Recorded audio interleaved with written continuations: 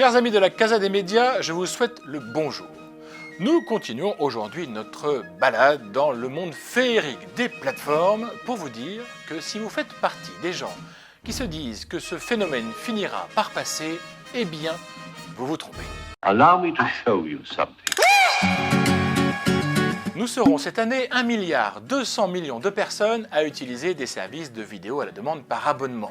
Dans 4 ans, nous serons 100 millions de plus. Des chiffres fournis gracieusement par Leon Bones, un cabinet anglais spécialiste en investissement. Anglais, j'aime pas moi anglais. Et cette croissance, elle affole les compteurs. Imaginez un peu. En 2017, c'était il y a à peine 3 ans, nous étions encore sous le cap du milliard d'utilisateurs. Mais on le sait, le marché s'affole mois après mois et tout le monde franchit le pas à mesure que les services se lancent. Pourtant, il y a de la marge. Selon une étude de Statista, le taux de pénétration est aujourd'hui juste au-dessus des 15% de la population mondiale et il atteindra à peine les 17% d'ici 4 ans. C'est dire si les perspectives peuvent paraître vertigineuses, et notamment les perspectives financières.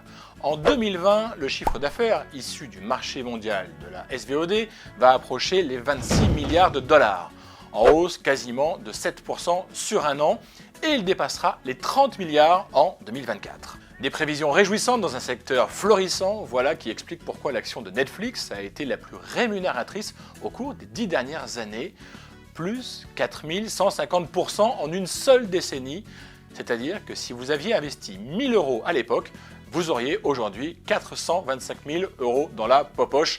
Mieux, clairement, que le livret A. Ça on a gagné des patates, hein. Mais il n'y a pas que Netflix qui profite de cette dynamique, d'autres offres émergent, même à plus petite échelle. Le site Deadline vient de révéler que BritBox, un service anglais codétenu par la BBC et ITV, venait de franchir le cap du million d'abonnés aux États-Unis. Alors si cela peut vous paraître peanuts par rapport à tout ce que brassent les mastodontes du secteur, ne vous y trompez pas, c'est bien un succès pour BritBox. D'ailleurs, je vous en parlais déjà il y a 1 an dans cette même casa. À l'époque, je vous disais qu'il fallait surveiller les ambitions de nos amis Brexiteurs. Regardez-les, ils foutent le camp, ils nous laissent tomber.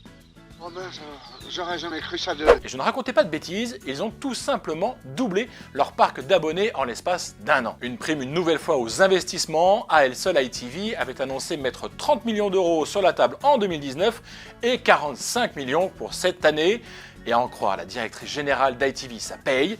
Non seulement, on l'a dit, les Américains ont montré leur intérêt pour BritBox, mais BritBox est devenu profitable en l'espace de seulement 3 ans. Voilà un business rondement mené et un exemple à suivre. En vous remerciant, bonsoir. Those who can hear me, I say, do not despair. Si vous avez aimé cet épisode de la Casa des Médias et que vous ne voulez pas en rater une miette, abonnez-vous à nos publications en vous rendant sur le blog de la Casa, sur l'opinion.fr. Vous cochez recevoir les notifications comme on vous le montre en ce moment sur l'écran. Et bien sûr, vous partagez nos vidéos sur les internets, les réseaux sociaux et même sur 3615, la Casa des Médias.